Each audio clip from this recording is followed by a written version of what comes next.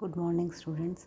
आज हम पढ़ेंगे स्टेम मॉडिफिकेशंस के बारे में। लास्ट टाइम हमने पढ़े थे स्टेम के मेन फंक्शंस और स्ट्रक्चर।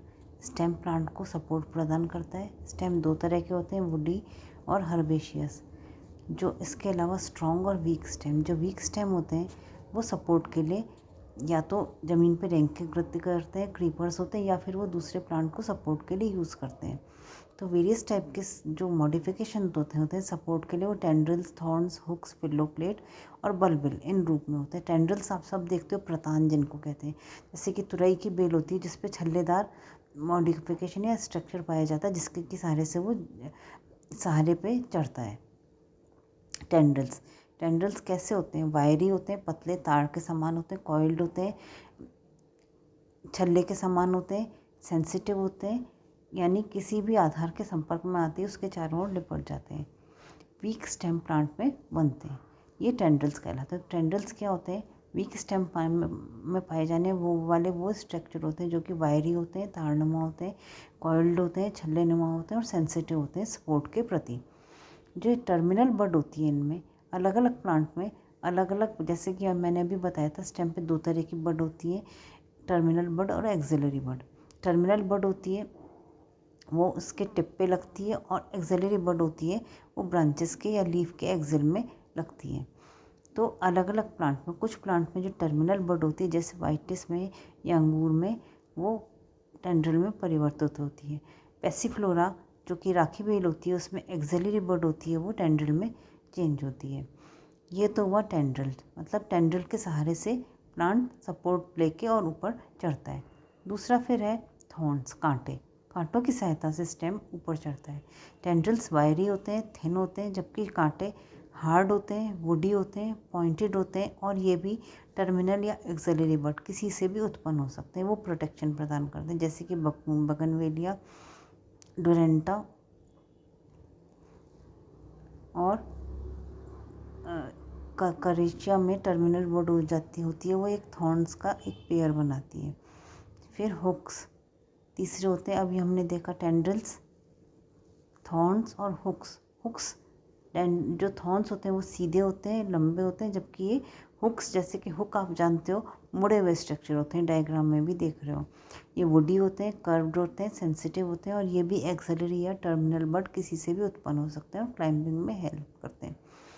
हगिया में कुछ प्लांट्स में एक्सिलरी बड हॉक में मॉडिफाई होता है, जबकि कुछ में एपिकल बड मॉडिफाई होती है इन्फ्लोरेसेंस पे, और जो पेरिंकल होता है वो हुक में मॉडिफाई होता है।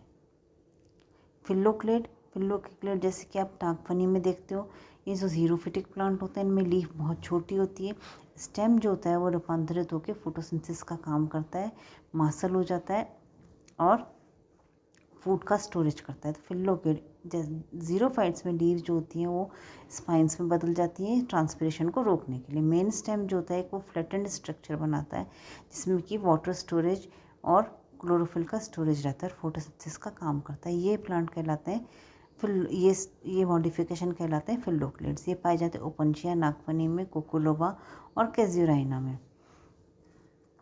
तो स्टेम में हम देख रहे हैं टेंड्रिल्स, थॉर्न्स, हुक्स, फिल्लोक्लेड, ये मॉडिफिकेशन होते हैं।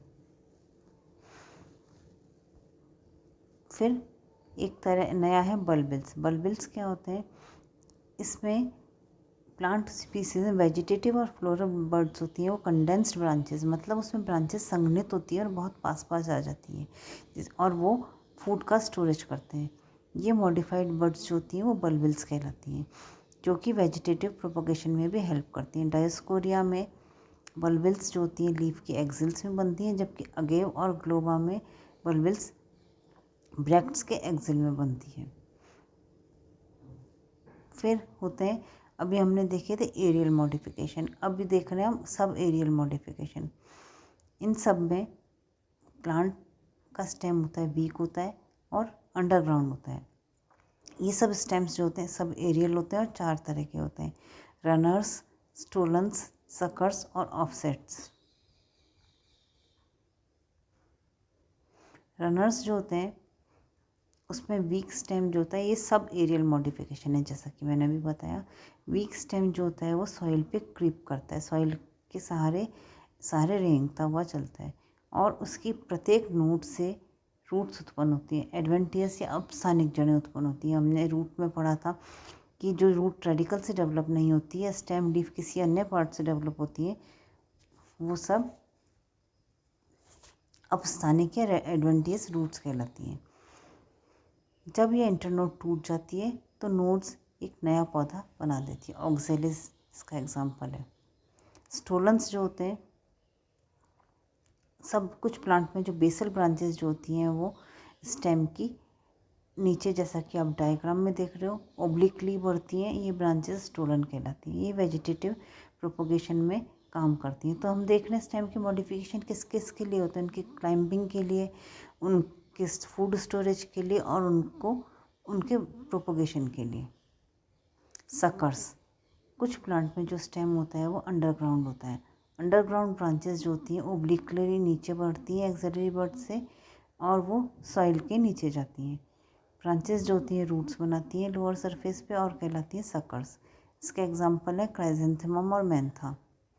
फिर ऑफसेट, ये मुख्यतः free floating plants, water plants में पाई जाती है। स्टेम जो होता है वो रिड्यूस होकर डिस्क लाइक हो जाता है।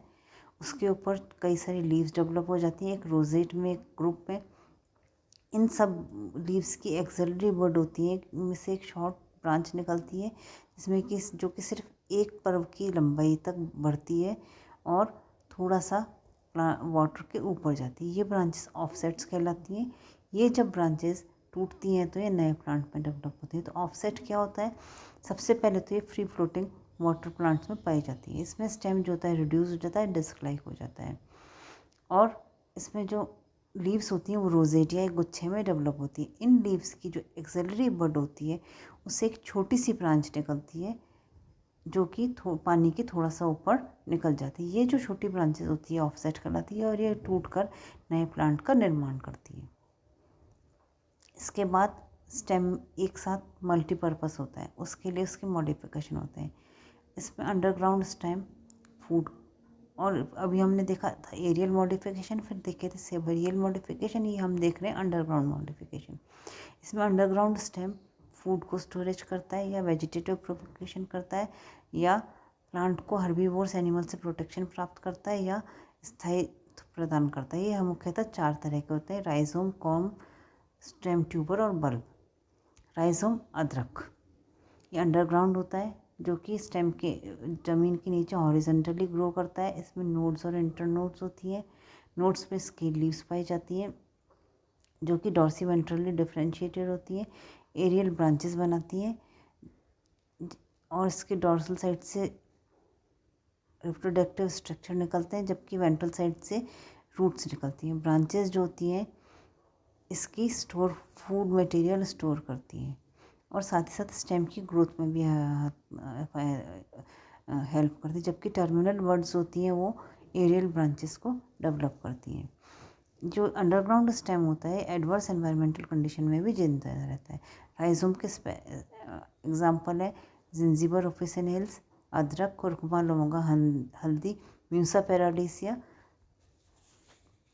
केला। कॉम, ये स्टेम जो होता है सॉइल में, ये अरबी स्टेम में वर्टिकली ग्रो करता है। इसमें नोड्स, इंटरनोड्स होती हैं और स्केल लीव्स होती हैं। एक्सिलरी बर्ड्स जो होती हैं वो डॉटर गॉम्स बनाती हैं। टर्मिनल बर्ड होती है वो बड़ी होती है जैसा कि डायग्राम में देख रहे हो और एरियल शूट का निर्माण करती है। कोलोकेशिया या अरबी इसका एग्जाम्पल है। फिर आलू, आपने हमेशा पढ़ा होगा आलू तना है या जड़ है, तो आलू एक स्टेम होता है, इसको ट्यूबर कहते हैं। इसमें अंडरग्राउंड ब्रांचेस की जो टिप्स होती है वो फूल के गोलाकार हो जाती हैं और उसमें फूड स्टोर रहता है। इनको कहते हैं स्टेम ट्यूबर्स। स्टेम ट्यूबर्स के चारों ओर एक पतली ब्राउन पेरिडर्म होती है जो कि आलू के छिलके के रूप में बनाई जाती है। इसके ऊपर छोटी छोटी आँखें होती हैं। ये जो आँखें होती हैं वो नोड्स होती हैं। हर जो ये नोड होती है इसमें लीफ स्कार होता है और जिसके कि एक्सिल में एक्सिलरी बड होती है जो कि आगे जाके ब्रांच का निर्माण करती है और वेजिटेटिव प्रोपगेशन में हेल्प करती है। अब लास्ट जो पढ़ोगे आपको पढ़ोगे बल्ब, प्याज में। ये स्पेसिफाइड अंडरग्राउंड स्टेम मॉडिफिकेशन है जो स्टेम होता है रिड्यूस्ड हो जाता है, डिस्क लाइक हो जाता है। इसमें नीचे की साइड में एडवेंटिस ब्रांचेस होती हैं और ऊपर की ओर लीफ बनती है। लीफ बेसिस जो होते हैं इसमें इसमें लीफ नहीं, स्टेम नहीं, लीफ बेसिस के लीव्स होते हैं, फूड स्टोरेज करते हैं। एक्सिलरी बड्स जो होती हैं वो डॉटर बल्ब्स प्रदान करती हैं। टर्मिनल बड्स जो होती हैं सेंटर से डेवलप होती हैं और एरियल शूट का निर्माण करती हैं। बल्ब दो तरह के हैं, ट्यूनिकेटेड बल्ब और स्केली इम्ब्रिकेट बल्ब। जो कि ट्यूनिकेटेड बल्ब जो होता है वो प्याज में पाया जाता है और स्केली बल्ब लहसुन में या एलियम में पाया जाता है। इसमें ट्यूनिकेटेड बल्ब में होता है जो कि पूरा बल्ब जो होता है वो ड्राई मेम्ब्रेनस स्केल लीव से कवर्ड रहता है, जिसको कि ट्यूनिक कहते हैं। जो फ्लैशी लीव बेसिस होते हैं वो एक दूसरे को ओवरलैप करते हैं अनेक कंसेंट्रिक सर्कल्स में, जबकि इसमें जो एलियम होता है उसमें अनेक फ्लैशी लीव्स होती हैं जो कि एक ग्रुप में अरेंज रहती हैं और उनके चारों ओर वाइटिश स्किन पाई जाती है। स्टूडेंट्स, ये हुआ स्टेम के जनरल स्ट्रक्चर के बारे में और स्टेम के मॉडिफिकेशन के बारे में। नेक्स्ट क्लास में हम पढ़ेंगे स्टेम के इंटरनल स्ट्रक्चर के बारे में।